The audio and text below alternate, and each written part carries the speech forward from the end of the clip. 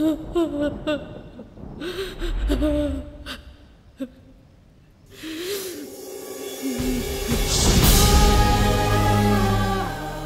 என்னாரே அரண்மனையில தான் புதைக்கணுமா? யோ, பூட்டியே இருக்க போற அரண்மனையாது. உள்ள புதைச்சாதான் வெளியே யாருக்கும் தெரியாது. மண்ணை போட்டு மூடுங்க.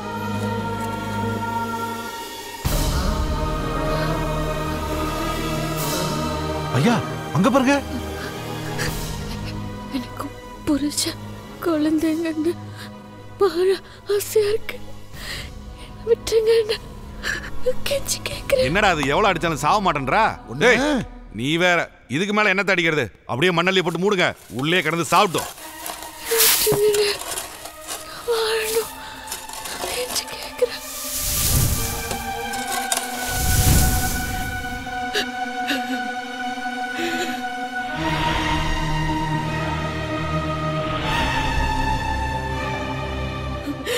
எவ்வளவு கெஞ்சனா தெரியுமா? கொஞ்சம் கூட ஈவு இருக்கும் இல்லாம என்ன சித்திரவதை பண்ணவங்களை கொண்டேன். ஐயனாரையும் கொல்லுவேன். அது மட்டும் இல்லை, காலம் முழுக்க முரளி பொண்டாட்டியா நான் இந்த உடம்புலேயே இருந்துருவேன். இந்த பொண்ணையும் கொஞ்சம் நினைச்சு பாருடி. இது தப்பு இல்லையா? எதிரி தப்பு? நான் வாழ வேண்டிய இந்த வாழ்க்கையை தான் மாதவி வாழ்ந்துட்டு இருக்கா. உனக்கே தெரியும் அன்னைக்கு நான் எவ்வளோ ஆசாசியா கிளம்பினேன். ஒருவேளை நான் மட்டும் ஒரு 2 நிமிஷம் முன்னாடி போயிருந்தேன்னா அன்னைக்கு சேர்மன் என்னை பார்த்துருக்க மாட்டாரு. நான் முரளியை பார்த்துருப்பேன். இதே வீட்டில் செல்வியா வாழ்ந்திருப்பேன். இப்போ சொல்லு, நான் செய்யறதுல என்னடி தப்பு? இது வரைக்கும் முரளியோட ஒன்று சேர வாய்ப்பு கிடைக்கல. விடிஞ்சா சூரிய கிரகணம், அதுக்குள்ள அவரோட ஒன்று சேர்ந்துட்டா நிரந்தரமா தங்கிடுவேன். அப்படி யாராலேயோ என்னை இந்த உடம்பை விட்டு பிரிக்க முடியாது.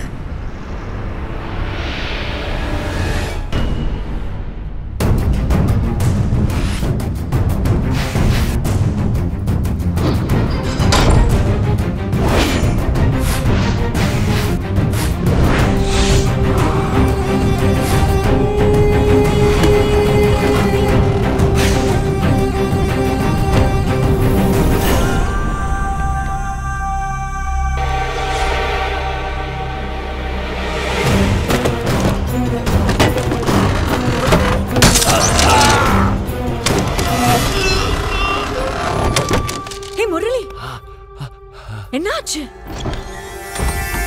முரளி? என்னப்பா இப்படி ரத்தம் வருது? வா ஆஸ்பத்திரி போலாம். நீ வேற இவ்வளவு சின்ன விஷயத்துக்கு உள்ள கண்ணாடி துண்டு இருந்து செப்டிக்கானா காயம் பெருசாயிடும். முதல்ல வா. என்னப்பா நீ பார்த்து ஜாக்கிரதையா இருக்கிறது இல்லையா? ஐயோ, சின்ன முதலாளி கையில ரத்தமா? நான் மாட்டு வண்டி பூட்டுறேன். போறியா? முதல்ல ஒண்ண வீட்டுக்குள்ள வச்சு போடு. வைத்தியரை கூட்டி வர.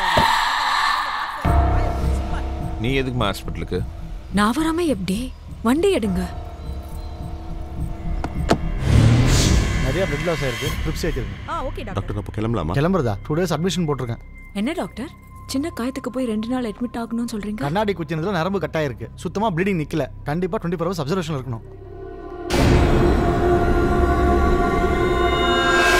அட்மிஷன் போட்டாச்சு ரவி சார்.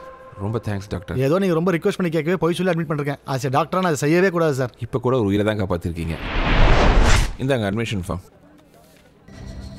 டாக்டர், என் தங்கச்சியை பார்த்தீங்களா? அவங்க அப்பயே போயிட்டாங்களே.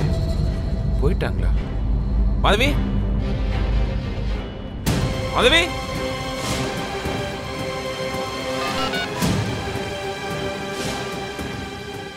சிக்கன் பிரியாணியா? கூட இருந்த 3 பேரை கொண்டுட்டானுங்க. நானே டென்ஷன்ல இருக்கேன். சோத்தை பத்தி பேசிட்டு இருக்கேன். எவன் கொண்டானு எனக்கு எப்படி தெரியும்? அருகட்டவ. ஏற்கனவே போலீஸ் என்கொயரின்ற பேர்ல சாவடிச்சிட்டு இருக்கானுங்க. நீ வேற கடுப்பேத்துற.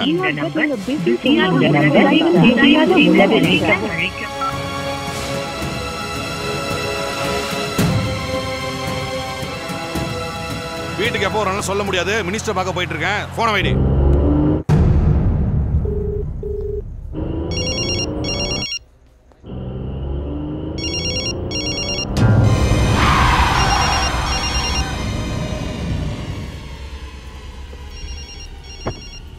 என்னம்மா இங்க நிக்கிறீங்க?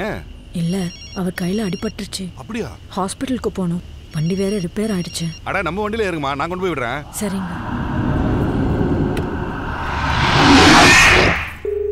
ஐயனார் போன் அடியா, போன் எடு. காலையில இருந்து ஹாஸ்பிட்டல் ஸ்டேஷன் ஒரே அலைச்சல்மா. கூட இருந்த 3 பேரை கொண்டு இருக்கானுங்க. கொன்னவனை சும்மா விட மாட்டேன். அவன் மட்டும் என் கையில மாட்டட்டும். எவன்டாது இந்நேரத்துல போனு.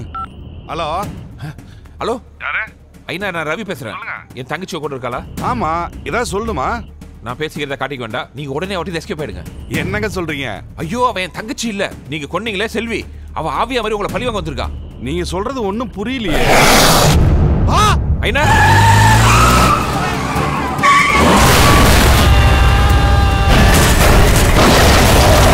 ஐயா ஐயா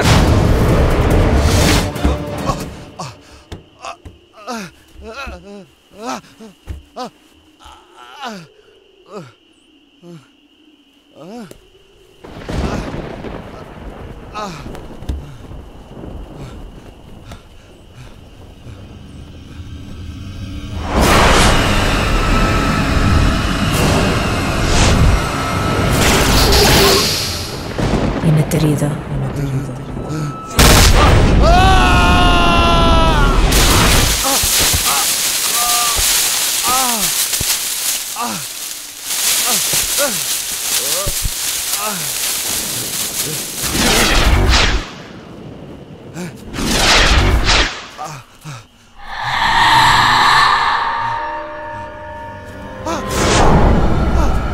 இப்போ தெரியுதா?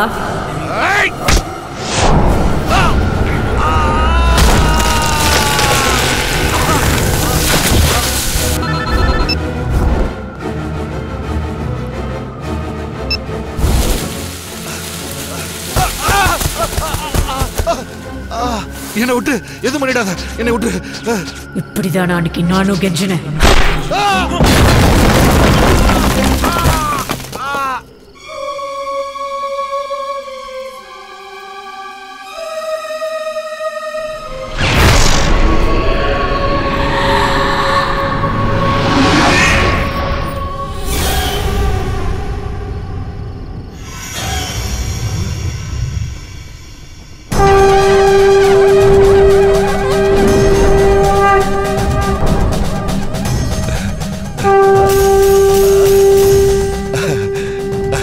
ஏண்டா பொட்ட மாதிரி உள்ள நிக்கிற?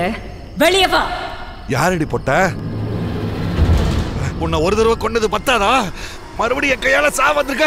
விடியிட்டு உன்னை வச்சுக்க. விடியற வரைக்கும் உன்னை உசிரோட விட்டாதான்.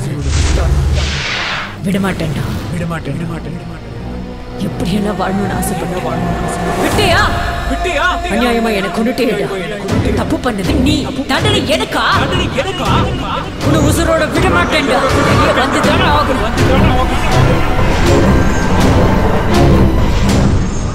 இந்த மாதிரி பவரான ஆவிங்களெல்லாம் எங்களால் கட்டுப்படுத்த முடியாது சார். பிறக்கும் போதே தெய்வ சக்தியோட பிறந்திருக்கா. அவள் ஆசையை நிறைவேறாம உயிரோட புதைச்சினால தான் சார் இவ்வளோ உக்ரமாக இருக்கா. உடம்பும் மனசும் முழுக்க முழுக்க தெய்வ சக்தி நிறைஞ்ச பெரிய மகான்களால் மட்டும்தான் அதை கட்டுப்படுத்த முடியும். அப்படி ஒருத்தர் இருக்கார். முக்கூடூர்ல ஏகத்தில் இருக்கார்.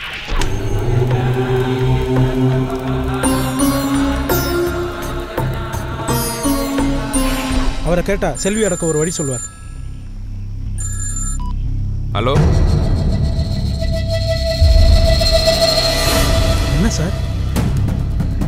செல்வி நம்மளோட புத்திசாலியா இருக்கா. புரியலையே. முரளி ஆஸ்பத்திரியிலேருந்து டிஸ்சார்ஜ் பண்ணி கூட்டு போயிட்டா. ஐயோ, நீங்க போய் பெரிய சாமியார் பார்த்து வர்றதுக்கு 2 மணி நேரம் ஆகுமே. அது வரைக்கும் அவங்க 2 பேரும் ஒன்றும் சேரக்கூடாதே சார். அதுக்கு ஒரு வழி இருக்கு. கொஞ்சம் இருங்க சார். சாமி,